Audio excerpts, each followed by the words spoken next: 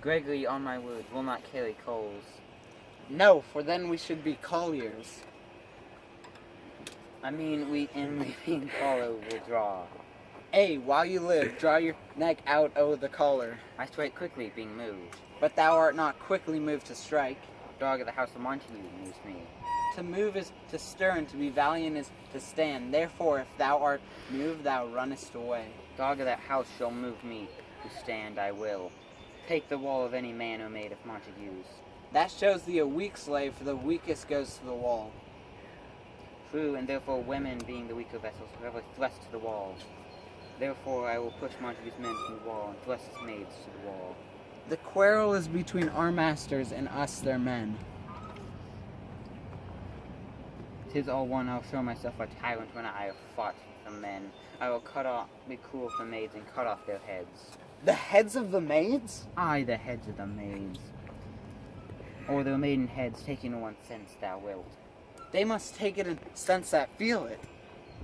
Me they shall feel while I am able to stand, and 'tis known I am a pretty piece of flesh. 'Tis well thou art not fish. If thou hadst been poor John. Draw thy wand. Here comes two of the house of the Montague. My naked weapon is out. Quarrel, I will back thee. How? Turn thy back and run? Fear me not. No, Mary, I fear thee. Let the law take our side, and have them begin. I'll frown as I walk past, and let them take it as they list. Nay, as they dare. I will bite my thumb at them, which is a disgrace to them if they bear it. You bite your thumb at me, sir? I do bite my thumb, sir. You bite your thumb at me, sir? Draw on our side if I say, eh? No. I do bite my thumb, sir, but not you, sir. Do you quarrel, sir? Quarrel, sir? No, sir. If you do, sir, I am as good as man as you.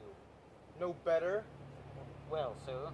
Say better, for here comes one of my master's kinsmen. Yes, better. You lie.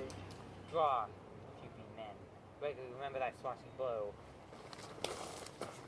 Expelliarmus! Part fools! Put up your wands, you know not what you do. Expelliarmus! Expelliarmus! Drawn among these heartless hinds, turn thee then, Romeo, and look upon my death. I do but keep the peace. Put up thy wand, and ransom part these fools with me.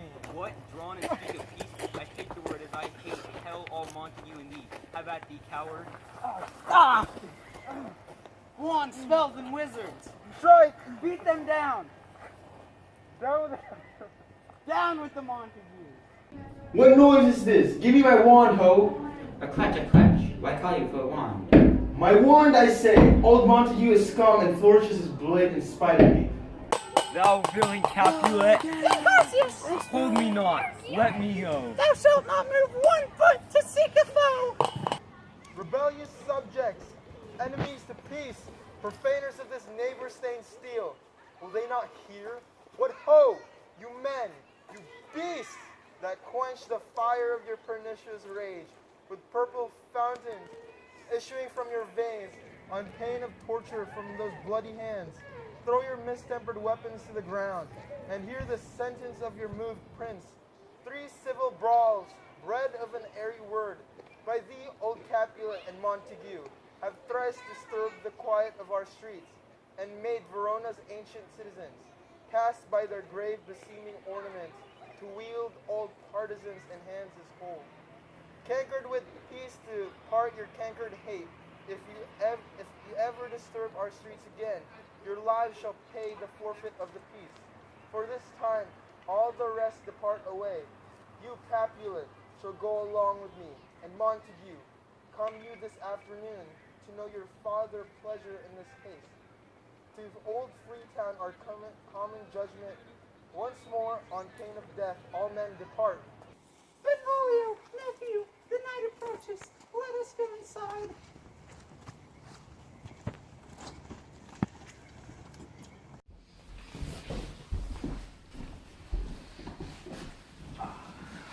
Who sent this ancient quarrel new approach? Speak, nephew. Were you by when it began? Here were the servants of your adversaries, and yours close fighting ere I did approach. I drew to part them, and these that came the fiery Tybalt with his sword prepared, which, as he breathed defiance to my ears, he swung about his head and cut the winds. He who nothing hurt, withal hissed him in scorn, while we were interchanging thrusts and blows, came more and more and fought part on part. till the prince came, who parted part on part. Oh, where is Romeo? Saw you him today? Right glad I am he was not at this fray. Madam, an hour before the worship sun peered forth golden glove of the window of the east. A troubled mind drave me to walk the road, where underneath the grove of sycamore, that westward rooted from the city side, stood eerily walking did I see your son.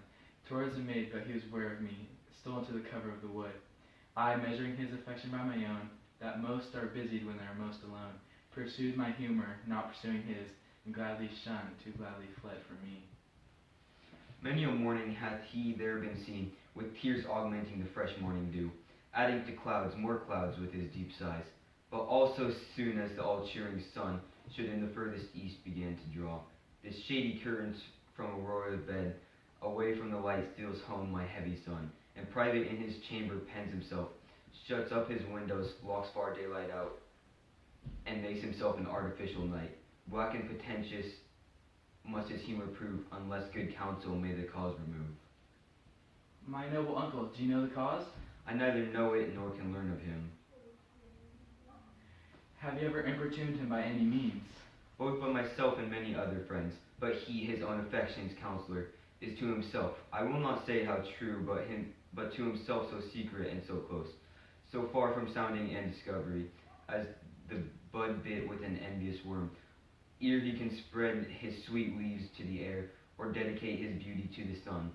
Could we but learn from whence his sorrow grow, he would as willingly give cure as know. Alas, that love, whose view is muffled still, should without eyes see pathways to his will.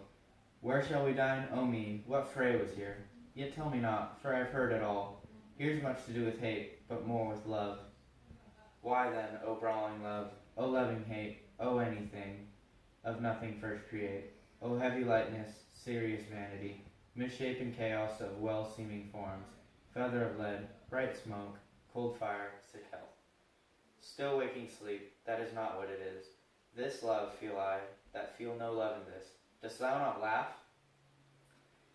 No, cuz, I rather weep. Good heart, at what? At thy good heart's oppression. Why such is love's transgressions? Griefs of mine own lie heavy in my breast, which thou wilt propagate, to have it pressed. With more of thine, this love that thou hast shown, doth add more grief to too much of mine own. Love is a smoke raised with fume of sighs, being purged, a fire sparkling in lover's eyes, being vexed, a sea nourished with lover's tears. What is it else? A madness most discreet, a choking gall and a preserved sweet. Farewell, my cuz. Soft do I will go along, and if you leave me so, you do me wrong. Tut, I have lost myself. I am not here. This is not Romeo. He is some other where. Tell me your sadness. Who is it that you love? What, shall I groan and tell thee? Groan? Why no, but sadly tell me who. A right fair mark. Fair, cuz. Too soon is hit. Well, in that you hit, you miss. She'll not be hit with Cupid's arrow. She hath Dian's wit, and in strong proof of chastity well armed. From love's weak childish bow she lives unharmed. She will not stay the siege of loving terms, nor bide the encounter of sailing eyes. 2, 1. Then she hath sworn that she'll still live chaste? She hath, and in that sparing makes huge waste. For beauty starved with her severity, cuts beauty off from all posterity. She is too fair, too wise, wisely too fair, to merit bliss by making me despair. She has forsworn to love, and in that vow do I live dead that live to tell it now. Be ruled by me, forget to think of her. Oh, teach me how I should forget to think. Give liberty unto thine eyes, examine other beauties. 'Tis the way to call her exquisite, in question more. These happy masks that kiss fair ladies' brows, being black, put us in mind they hide the fair. He that is stricken blind cannot forget the precious treasure of his eyesight lost. Show me a mistress that is passing fair. What doth her beauty serve but as a note, where I may read who passed that passing fair? Farewell. Thou canst teach me how to forget. I'll pay that doctrine, or else die in debt.